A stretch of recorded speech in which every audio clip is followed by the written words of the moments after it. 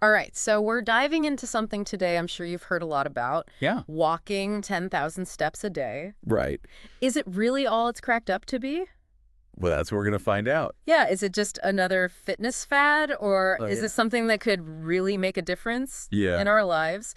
You sent over a podcast script I did. called Step Up Your Day, The Power of Walking 10,000 Steps Daily, and that's what we're going to be unpacking today.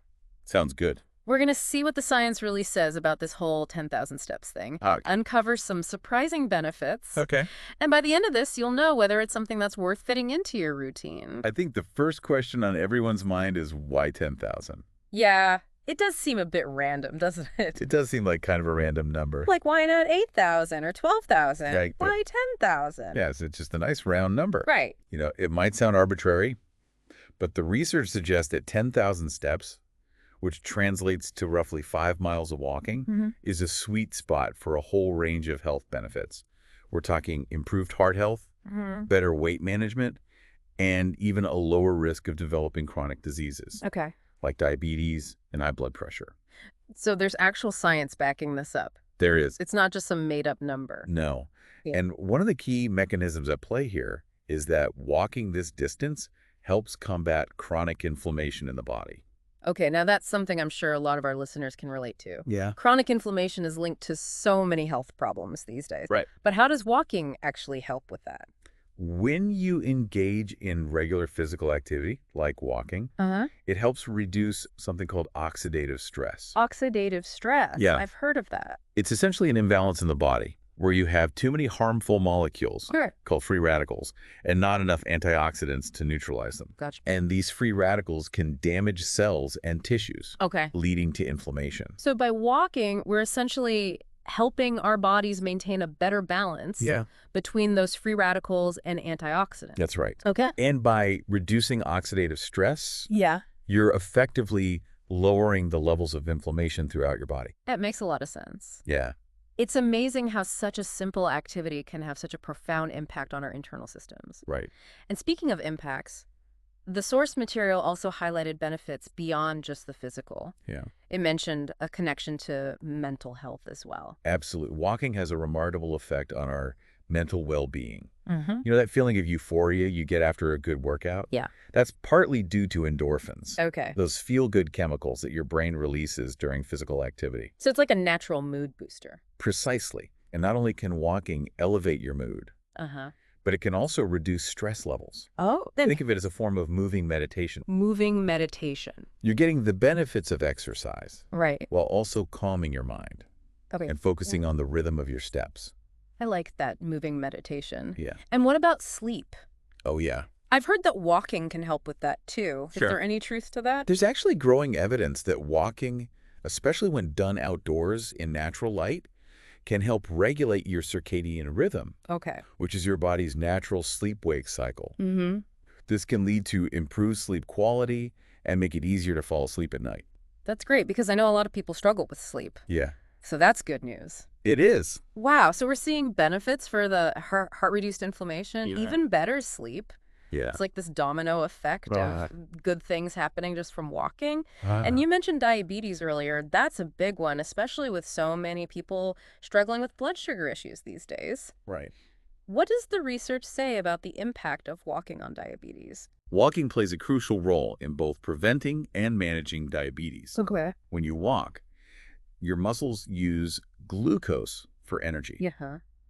This helps improve your body's insulin sensitivity, Uh-huh. meaning your cells are better able to absorb glucose from the bloodstream. So regular walking can actually help regulate blood sugar levels. Exactly. Yeah. And that's key for preventing those spikes and crashes in blood sugar. Right. That can be so detrimental to your health. Now, this is all reminding me of something called lifestyle medicine, Yeah. which focuses on, well, lifestyle changes as a way to prevent and treat chronic diseases. Right. It seems like walking could be a pretty powerful tool within that framework. You're absolutely right. Wouldn't you say? Lifestyle medicine emphasizes 6 key pillars Okay. for overall well-being. Mm-hmm.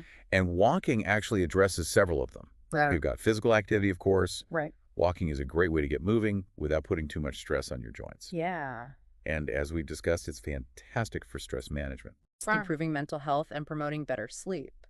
That's 4 pillars already. Right. What about the other 2, nutrition and hydration? Yeah.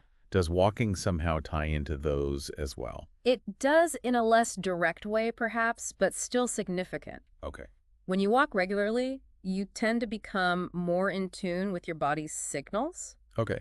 You might notice you're more aware of your hunger cues and make healthier food choices. Okay. And you're also more likely to reach for water throughout the day to stay hydrated. Right. Especially during longer walks. Okay, so it's not just about the direct physical effects of walking. Right. It seems to create a ripple effect, influencing other healthy habits as well. Absolutely. And speaking of effects, this script mentions some pretty impressive statistics. It does. About the real-life impact of walking. Yeah. Like how 30 minutes of daily walking can reduce the risk of cardiovascular disease by up to 19%.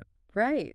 That's significant. It is, and it highlights how even moderate amounts of physical activity can make a big difference in reducing your risk of heart problems. Walking strengthens your cardiovascular system, improving blood flow and lowering blood pressure. And we've already talked about how it can help with blood sugar control. Right. Which is another major factor in heart health. Yes, exactly. And the benefits don't stop there. Okay. Regular walking strengthens your bones and muscles too, which can help prevent falls and fractures, especially as we age. Yeah. It's really an investment in your long-term health and independence. All of this sounds incredibly promising, but I have to admit, when I hear 10,000 steps, the first thought is, that's a lot. Right. It can seem a little overwhelming, especially for someone who's not used to that level of activity. Sure. Any advice on how to make it happen without feeling overwhelmed? The key is to start small and gradually work your way up. Okay. Don't try to go from 0 to 10,000 overnight. Right. You're much more likely to stick with it if you set realistic goals and celebrate your progress along the way.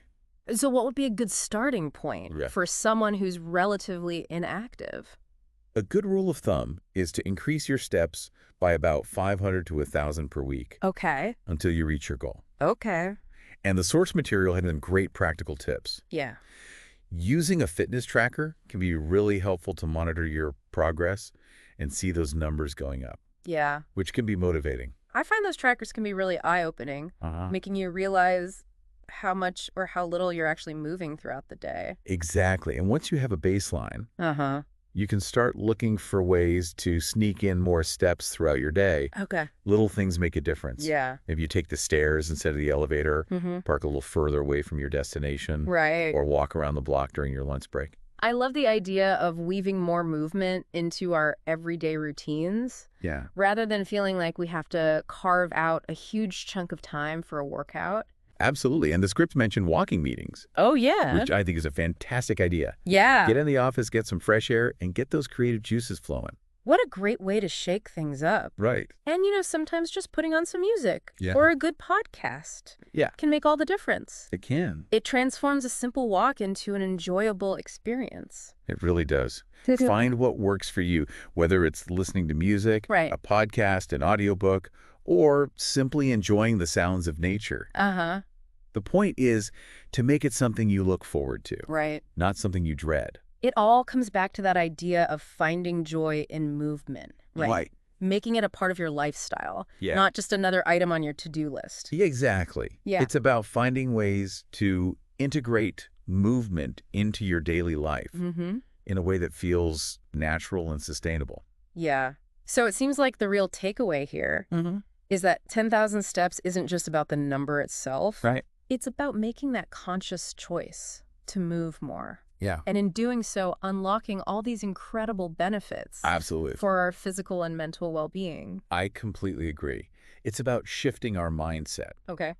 From seeing exercise as a chore. Right. To embracing movement as a natural and enjoyable part of our daily lives. And what I find so encouraging is that it's something that's accessible to most people. It is. You don't need any fancy equipment or expensive gym memberships. Nope. You just need a comfortable pair of shoes. Right. And the willingness to put one foot in front of the other. That's all you need.